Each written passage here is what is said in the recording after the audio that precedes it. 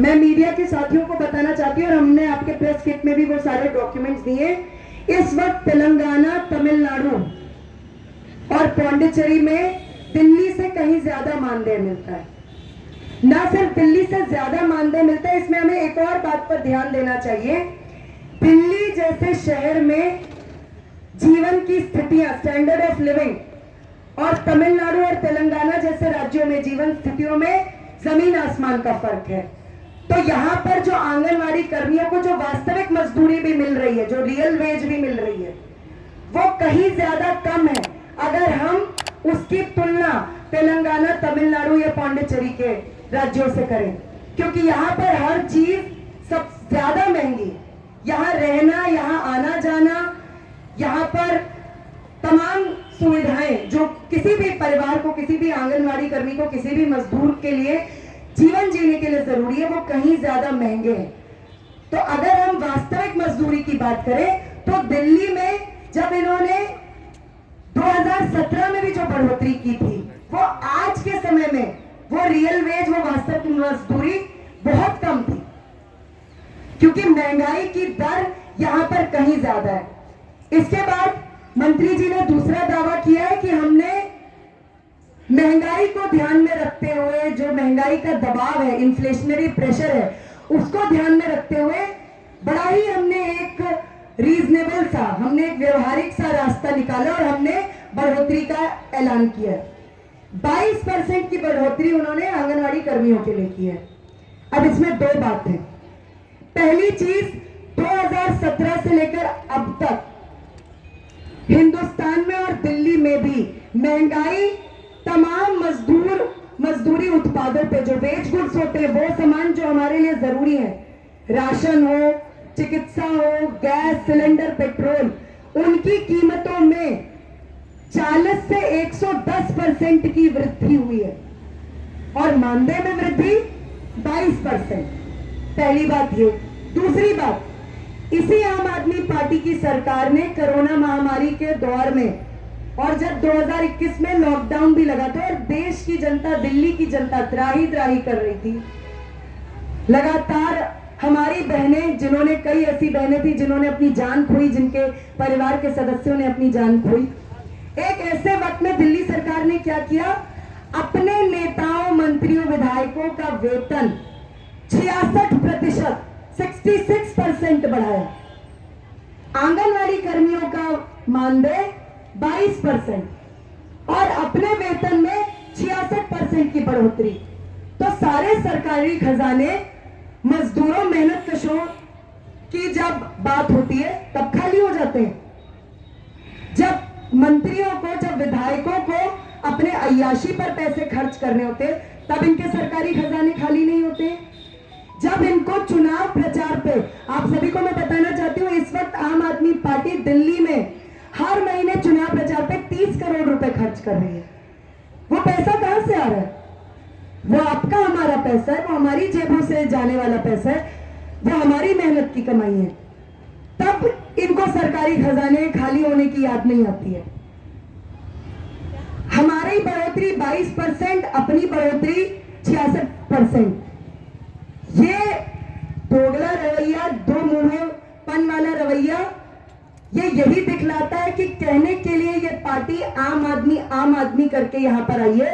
इनमें और बाकी भाजपा कांग्रेस के नेताओं में, इनकी नीतियों में, इनकी राजनीति में, इनकी विचारधारा में कोई फर्क नहीं, कोई फर्क नहीं है।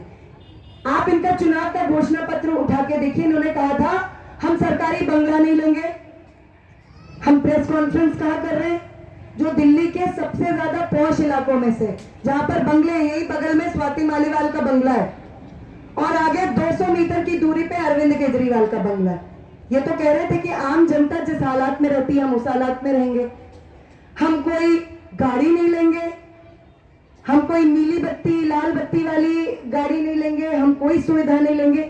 लेकिन आप देख सकते हैं, अभी एक आरटीआई की रिपोर्ट आई है, मैं उस रिपोर्ट का भी हवाला देना चाहूंगी। इन्होंने अपने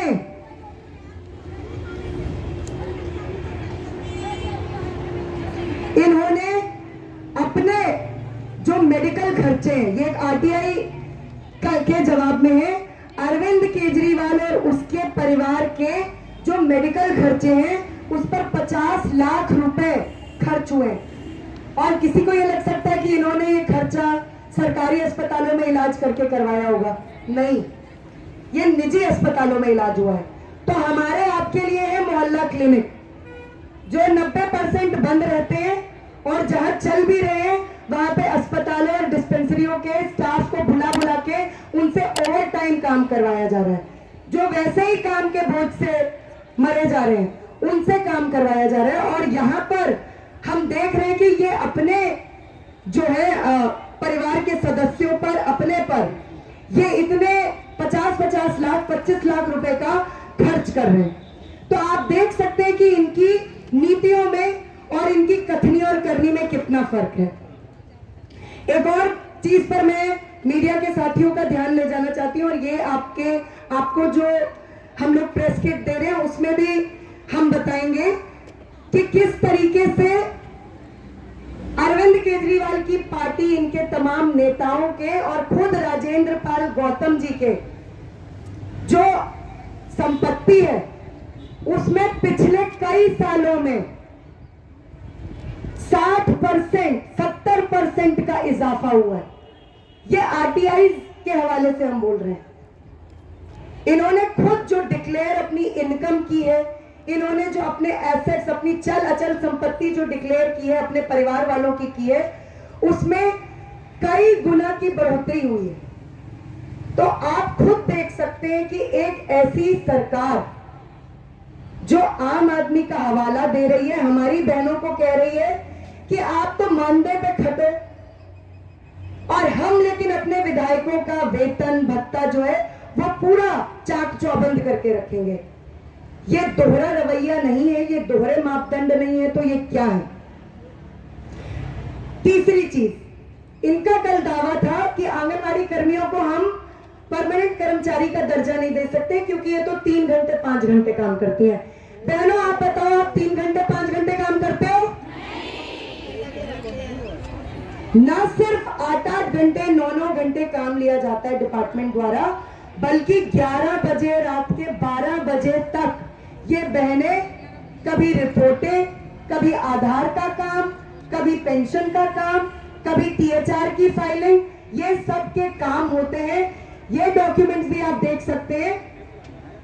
ट्रेनिंग के टाइम पर 5-5 बजे तक रुकने के लिए बोला जाता है, ट्रेनिंग का जब पीरियड होता है।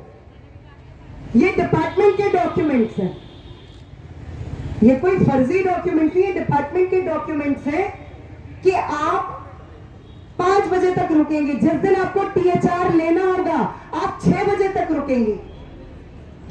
आप एक संवैधानिक पोस्ट पर बैठे हुए एक राज्य के मंत्री हैं और आप इस तरीके से झूठ बोल रहे हैं, ये बहुत ही शर्म की बात है। इस किस्म से झूठ बोलना, सरेआम प्रेस कॉन्फ्रेंस में हवाई दावे करना कि आंगनवाड़ी कर्मी 3 घंटे 5 घंटे काम करती है। मेरा ये सवाल है कि पिछले 5 महीनों में दिल्ली सरकार दिल्ली में कहां काम कर रही है? ये सरकार तो लापता है। इनका सारा काम जो चल रहा है वो चुनाव प्रचार का काम है। वो चुनाव प्रचार का काम पहले पंजाब, गोवा, उत्तराखंड और यूपी में था, और अब निगम चुनाव के चलते आपने देख ही लिया होगा पूरी दिल्ली को करोड़ों रुपए की पोस्टरिंग, होर्डिंग्स लगा लगा के इन्होंने अपने प्रचार से, अपने विज्ञापनों से पाट दिया है।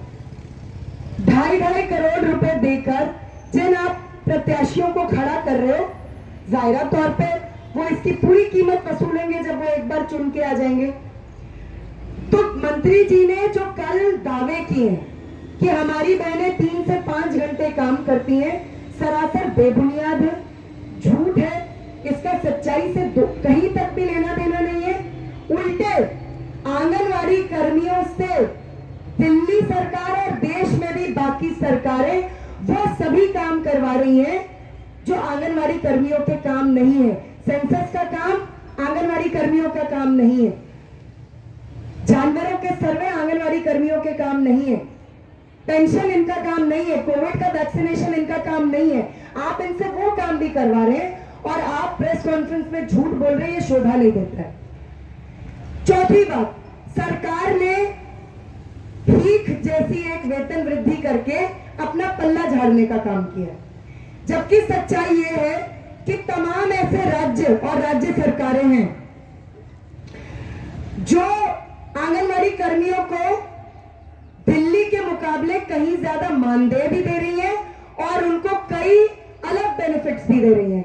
ये यहां बोल रहे हैं कि ये हमारे हाथ में नहीं है, ESI PF देना, पेंशन देना, सर्दी गर्मियों की छुट्टियां देना, मैटरनिटी लीव देना, ये हमारे हाथ में नहीं है, ये इनका दावा है। सच्चाई में आपको बताना चाहती हूं, केरला और तमिलनाडु में 6 महीने की पेड मैटरनिटी बेनिफिट मिलता है सभी आंगनवाड़ी कर्मियों को। सभी आंगनवाड़ी कर्मियों को वहां पर रिटायरमेंट के बाद पेंशन की सुविधा है। सभी आंगनवाड़ी कर्मियों को मेडिकल अलाउंस सरकार देती है। केरल में सभी आंगनवाड़ी कर्मियों के लिए मेडिकल फैसिलिटी फ्री है। अगर आप किसी भी आंगनवाड़ी कर्मी को कोई घर बनाना है, किसी आंगनवाड़ी कर्मी को कोई सीरियस बीमारी है उसे या उसके परिवार वालों को, तो उसका खर्चा सरकार वहन करती है।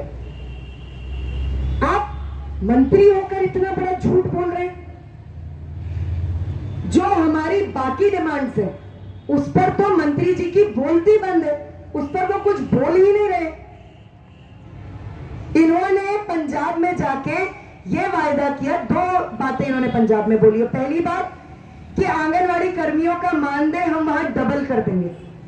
जब आप पंजाब में, जहां भी आप सत्ता में आए भी नहीं हो, आप वहां पर मानदेय डबल करने की बात कर रहे हो, तो यहां क्यों नहीं मानदेय डबल कर रहे हो? यहां पर भी मानदेय डबल कर दो। दूसरी बात, वहां आपने प्रचार किया है कि कोरोना महामारी के समय में आंगनवाड़ी कर्मियों को, जिनके परिवार वालों को या जिन आंगनवाड़ी की बहनों को कोविड के टाइम पे जिनकी डेथ हुई, उनको हमने 2 करोड़ रुपए का मुआवजा दिया है। बहनों, आप जानते हो किसी को जिसको मुआवजा मिला हो? नहीं सुनाई पड़ा। आप जानते हो किसी को? आपको सरकार ने, जब आप या आपके परिवार वाले कोरोना के पीरियड में बीमार पड़े थे, तो क्या आपको कोई बेनिफिट दिया? कोई आपका इलाज मुफ्त करवाया? आपको क्या मास्क दिए, सैनिटाइजर दिया, कोई PPE किट दी? कुछ भी नहीं दिया। और पंजाब में जाके ये बोल रहे हैं कि हमने 2 करोड़ रुपए का मुआवजा दिया। मैं प्रेस कॉन्फ्रेंस में तमाम बहनों को यह भी कहना चाहती हूँ कि कल से यूनियन ऐसे तमाम वर्करों और हेल्परों के डॉक्यूमेंट्स भी जमा करेंगे जिनका कोई परिवार का सदस्य कोरोना के समय में जिसकी डेथ हुई हो, मौत हुई हो, या कोरोना के समय में सीरियस बीमारी का शिकार हुआ। अब इन्होंने दावा किया ना कि हमने 2 करोड़ रुपए दिए, अब 2 करोड़ रुपए हम लेंगे, सीधे नहीं देंगे तो हम केस करके लेंगे, लेकिन सरकार ने यह दावा किया है तो डॉक्यूमेंट्स भी हम लोग जमा करेंगे। और सरकार को जो पंजाब में जाके इतनी बड़ी हवाई बात करके आई है कि 2 करोड़ रुपए का उन्होंने मुआवजा हमारी बहनों को दिया है, तो ये एकदम झूठ है। इस सरकार ने ऐसा कुछ भी नहीं किया है।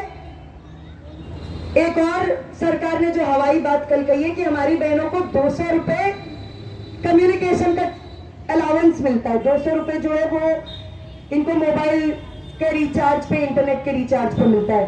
अब बहनें ही बताएं, क्या आपको मिलता है? कि 2 साल हो गए जब से ये 200 रुपए भी नहीं आए, जब से ये 200 रुपए भी नहीं हमारी बहनों को मिले हैं। PMMVY का पैसा, पेंशन के फॉर्म भरने का पैसा, आधार का पैसा, कोई भी टाइमली पैसा नहीं होता है। यहां तक कि मानदेय का पेमेंट भी टाइम से नहीं होता है। 2-2, 3-3 महीने तक मानदेय नहीं आता है। तो इस तरीके के झूठ बोलकर मंत्री जी लगातार जो है वो एक ऐसी बात कर रहे हैं जो हमारी बहनों के तो गले से उतरेगी नहीं। मैं मीडिया के साथियों को भी बताना कहूंगी कि आप भी उनसे ये सारे सवाल पूछें, क्योंकि हमारे मांग पत्रक में, जो हमने मांग पत्रक 7 सितंबर को, उसके बाद 6 जनवरी को, और अब हमने इनको फिर से जो सौंपा है उसमें सिर्फ मानदेय वृद्धि की बात नहीं है, उसमें इन सारे बेनिफिट, इन तमाम जो हमारी शिकायतें हैं, जो हमारी समस्याएं हैं, उनको लेकर भी बात है। और जब तक अरविंद केजरीवाल की सरकार और इनके मंत्री हमसे वार्ता, Delhi state anganwadi workers and helpers union से वार्ता करके न सिर्फ मानदेय बढ़ोतरी के मसले पर बल्कि अन्य तमाम मांगों पर भी जब तक कोई सम्मानजनक समझौता एक दो पक्षीय वार्ता में नहीं होता है, तब तक हमारी हड़ताल जारी है। बाल विकास विभाग पे हमारी वहां पर 1000-1500 बहनें हैं, वहां पर घेराव करी है और वहां पे लगातार दिल्ली पुलिस हमारी बहनों को उठाने का प्रयास कर रही है, उनके साथ जोर जबरदस्ती करने का प्रयास कर रही है। तो मैं ये भी बताना चाहती हूँ कि अगर वहां पर हमारी किसी भी बहन के साथ कोई भी इस तरीके की अप्रिय घटना दिल्ली पुलिस द्वारा की जाती है, तो ना सिर्फ यहां से सारी बहनें वहां जाएंगी, बल्कि दिल्ली से और भी औरतें, हजारों की संख्या में औरतें वहां पर घेराव करके उनको जो माकूल जवाब देना होगा वो दिया जाएगा। क्योंकि शांतिपूर्वक प्रदर्शन को आप अगर जोर जबरदस्ती के जरिए कुचलना चाहते हैं तो कुचल के देखिए। आपको गोली कांड करवाना है, आप गोली कांड करवाइए। हम भी देखते हैं कि आपके संगीनों में कितनी गोलियां, आप कितना ज्यादा दमन कर सकते हैं, ये आज हम देखेंगे। और अगर जरूरत पड़ी तो यहां से सभी बहनें उठकर हम सभी वहां जाकर वहां पर घेराव करेंगे। हमारे पास अपनी ताकत की कमी नहीं है। लेकिन मैं इस प्रेस कॉन्फ्रेंस के जरिए भी और तमाम मीडिया के साथियों को भी ये बताना चाहती हूँ कि वहां पर जो पीसफुल, शांतिपूर्वक तरीके से हमारा धरना चल रहा है महिला एवं बाल विकास विभाग के हेडक्वार्टर पे, वहां पे लगातार दिल्ली पुलिस का जो रवैया है वो ये साफ कर देता है कि अंदर से अरविंद केजरीवाल और मोदी सरकार हमारे आंदोलन को खत्म करने के लिए साथ में मिले हुए और दिल्ली पुलिस का इस्तेमाल दोनों पार्टियों और दोनों सरकारें हमारे आंदोलन को कुचलने के लिए कर रही हैं। इससे पहले भी हमारे आंदोलन को कुचलने की बहुत सारी कोशिशें की गई हैं। आज तक हम यहाँ बैठे हुए हैं और अगर ऐसी कोई भी अप्रिय घटना हमारी किसी भी एक बहन के साथ हुई तो यहाँ से हजारों की संख्या में वहां पर न सिर्फ रैली निकाली जाएगी बल्कि घेराव भी किया जाएगा। तो मैं ये दिल्ली पुलिस को भी मैसेज देना चाहती हूँ कि ऐसी कोई भी कार्रवाई करने से पहले 20 बार सोच लें, क्योंकि यहाँ पर एक पर हमला हम सब पर हमला होता है। वहां पर जो पीसफुल प्रोटेस्ट चल रहा है उस पीसफुल प्रोटेस्ट को चलने दीजिए। एक शांतिपूर्वक प्रोटेस्ट चल रहा है, आपको क्या रोल बनता है? डिपार्टमेंट और हमारा मामला है ना, दिल्ली पुलिस उसमें टांग क्यों है? और सारी सेफ्टी, कल आपको ज्वाइंट डायरेक्टर की सेफ्टी के लिए आप उनके आसपास घेरा बना के खड़े हो गए। हमारी सेफ्टी दिल्ली पुलिस कभी नहीं करती है, हम पे वो डंडे बरसाती है, हमारी बहनों को हिरासत में लेती है। लेकिन जब इनको डिपार्टमेंट मंत्रियों का बचाव करना होता है तो वहां पर ये पूरा तामझाम लेकर पहुंच जाते हैं। तो इस तरीके की ऐसी कोई हरकत अगर दिल्ली पुलिस करेगी तो यहां से भी ये चेतावनी इस मंच से दी जा रही है कि ऐसी कोई हरकत ना करें, क्योंकि ये बहुत भारी पड़ेगा, ये दिल्ली पुलिस पे बहुत भारी पड़ेगा। और मैं अपनी तमाम बहनों को कहूंगी कि ऐसी किसी भी कार्रवाई के लिए तैयार रहिए। जैसे ही हमारी बहनों को ये मैसेज मिलेगा यहां से हम कूच करेंगे और इनके 1000 बैरिकेड ये लगा दे, यहाँ पर वाटर कैनन की एक टैंकर खड़े कर दे, आप हमें रोक नहीं पाओगे। ना तो पहले रोक पाए थे ना अब रोक पाओगे। और हम देख सकते हैं कि इस पूरे ये आंदोलन हमारी बहनों के लिए भी किसी पाठशाला से कम नहीं है। तमाम तरह के दलालों का, दलाल यूनियनों का, दिल्ली सरकार का, दिल्ली पुलिस का, जो पता नहीं चलता है कि मोदी सरकार की गोद में बैठी है या केजरीवाल सरकार की गोद में बैठी है। क्योंकि ये बात भी सच है कि अरविंद केजरीवाल और कुछ नहीं है, छोटे मोदी साहब हैं, और आम आदमी पार्टी और कुछ नहीं है, बीजेपी की बी टीम है। और इस रवैये से तो ये और साफ हो जाता है जब हमारी बहनों की हड़ताल और आंदोलन को खत्म करने के लिए लगातार दिल्ली पुलिस हमारे खिलाफ अपनी कार्रवाई को चालू करती है। तो ये ना किया जाए। Anganwadi workers and helpers union के डेलीगेशन को बुला के वार्ता करें एक सम्मानजनक समझौता किया जाए और हड़ताल को तभी खत्म किया जाने का फैसला लिया जाएगा। दूसरी बात, आप जो सबसे पहली डिमांड है, मानदेय वृद्धि और बाकी बेनिफिट्स बाद की बात है, सबसे पहली डिमांड है हड़ताल में शामिल अगर किसी भी हेल्पर या वर्कर के खिलाफ डिपार्टमेंट ने हड़ताल के दौरान या हड़ताल के बाद कोई भी दंडात्मक कार्रवाई की, किसी भी किस्म का विक्टिमाइजेशन किया, उसको किसी भी तरीके से दंडित प्रताड़ित करने की अपनी घटिया कोशिश की, तो उसका जवाब हड़ताल जारी रख के तो दिया ही जाएगा। लेकिन अब वार्ता के लिए भी सबसे पहली शर्त यह है कि मंत्री जी, मुख्यमंत्री जी और जो भी उनकी तरफ से बैठे होंगे वो इस बात पर बाकायदा रिटन एग्रीमेंट करेंगे कि किसी भी हड़ताली आंगनवाड़ी कार्यकर्ता को प्रताड़ित नहीं किया जाएगा, विक्टिमाइज नहीं किया जाएगा, टर्मिनेशन की धमकी नहीं दी जाएगी, ना अब और ना कभी और। ये भी इनका दो मुहापन है। वॉलेंट्री वर्कर आपको कहते हैं, ये वॉलेंट्री वर्कर है, स्वेच्छा से काम करते हैं। स्वेच्छा से काम करने का मतलब है जब मन हो काम करो, जब मन नहीं है काम नहीं करो। तो हड़ताल के टाइम पे आपका मन नहीं है काम करने का, तब आप इनके कलीग्स हो जाते हो, तब ये सारा अनुशासन कंट्रोल वो लागू करते हैं जो कर्मचारियों पे लागू किया जाता है। जब हम कहते हैं कि हमें कर्मचारी का दर्जा दो, तब कहते हैं कि कर्मचारी का दर्जा कैसे दे, तुम तो वॉलंटरी वर्कर हो, यानी चित भी मेरी पट भी मेरी। ये होता है क्या बहनों? ये नहीं होता है। सीधी सी बात है, हम वॉलंटरी वर्कर हैं, डिपार्टमेंट तो ये धमकी दे रहा था और वो हमने पिछली प्रेस कॉन्फ्रेंस में उसके डॉक्यूमेंट्स भी दिए थे कि अगर आप काम पर नहीं लौटते हो तो आप पे एस्मा लगाया जाएगा। नहीं लगा सकते हैं। वैसे तो एस्मा कानून कर्मचारियों पर लगाना भी गैर जनवादी है, गलत है, लेकिन आंगनवाड़ी कर्मियों पर तो ये कानून लगा ही नहीं सकते हैं क्योंकि हम कर्मचारी ही नहीं है। तो आप एस्मा का कानून लगाने की धमकी किसको दे रहे हैं? आप अभी हड़ताल खत्म करके सेंटर खोलने की धमकी किसको दे रहे हैं? हम तो स्वैच्छिक कर्मचारी हैं, हम तो अपनी मर्जी से काम करते हैं। तो इस तरीके की भी बातें आम आदमी पार्टी की सरकार और डिपार्टमेंट जो कर रहा है उसका कोई मतलब नहीं है, वो बिना सर पैर के बातें हैं। और हमारी बहनों ने अब इनसे डरना छोड़ दिया, इसलिए ही कल की जो पूरी घटनाएं हुई हैं, पहले ज्वाइंट डायरेक्टर का यहाँ पर आना, फिर आनंद फानंद में प्रेस कॉन्फ्रेंस के जरिए हमारी हड़ताल समाप्त हो जाए और एक भ्रम फैले हमारी बहनों में, इसके लिए कार्रवाई की गई है। जबकि Delhi state anganwadi workers and helpers union आज की प्रेस कॉन्फ्रेंस के जरिए भी, कल भी हमने स्टेटमेंट जारी किया था और आज के जो हमारा प्रेस का वक्तव्य है उसमें भी हमने स्पष्ट तौर पे बात कही है, हड़ताल उस दिन तक जारी रहेगी जिस दिन तक Delhi state anganwadi workers and helpers union के डेलीगेशन को बुलाकर सरकार दो पक्षीय वार्ता के जरिए एक सम्मानजनक समझौते पर नहीं पहुंचती। जब तक ऐसा नहीं होगा तब तक स्ट्राइक जारी है।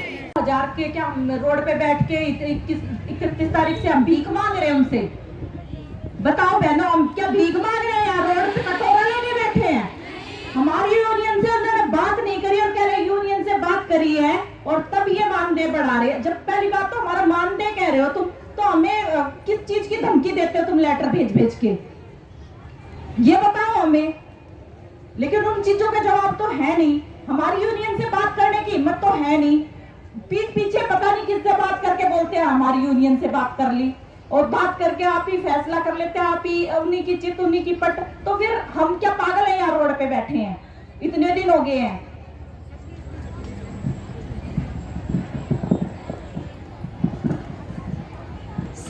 आज 26वां दिन है। हमने यहाँ पर बैठ के धूप, सर्दी, गर्मी, बारिश सब झेला है और जो बस वालों ने हमारा अपमान किया, बसें नहीं रोकी, कई बहनें गिर गई, दरवाजे में हाथ आ गए, हाथ तक कटे हैं, बहनों के पैरों में चोट आई है। तो ये हमने जो 26 दिन से बैठे हैं 2000 के लिए नहीं किया।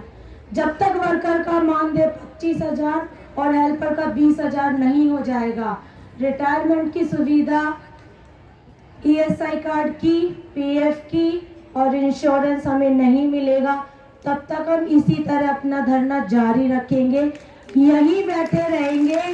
और जो हमारे केजरीवाल जी हैं उन्हें यहीं बैठकर जगाते रहेंगे जब तक वो नहीं जागेंगे। और हमारी हड़ताल जारी रहेगी जब तक हमारी मांगें पूरी नहीं होंगी। धन्यवाद। सबको पता है केजरीवाल को धरना कुमार कहा जाता है। जब वो धरना दे दे के दिल्ली के सीएम बन सकते हैं तो क्या हम अपने हक के लिए धरना नहीं दे सकते? क्या हम अपने हक के लिए लड़ाई नहीं लड़ सकते? फिर हमें क्यों डराया जा रहा है या क्यों भड़काया जा रहा है? 1000-2000 में किसका गुजारा हो जाएगा बढ़ने के बाद?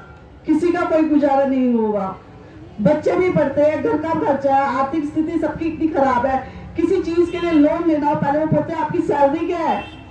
क्या जवाब दे कि हमारी सैलरी क्या है? एक भिखारी भी जो खड़ा होता है वो भी महीने में पैसा जोड़ लेता है, हम तो वो भी नहीं बोल सकते।